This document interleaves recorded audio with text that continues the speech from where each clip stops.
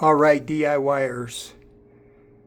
Also this summer of 2026, I will be replacing my ABS sensors. There's two for the front and there's two for the rear.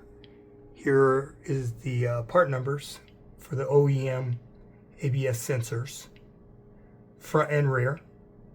It came in a kit from Honda Online. I paid about $450 for these sensors. And that's what you're going to pay. If you're going to go OEM, you're going to be prepared to open up your bank account and spend that money. You can definitely do aftermarket parts. So I'm not going to discourage you from that. I've just decided I'm going to be replacing whatever I can with the OEM parts, and whatever it costs, that's just what the cost is, because I'm keeping my 2002 Honda CRV LX front wheel drive. All right, DIYers, just wanted to share that with you, but this is one of the other projects that I will be getting done this summer of 2026, replacing all four of my ABS sensors for the front, two in the front, two in the rear.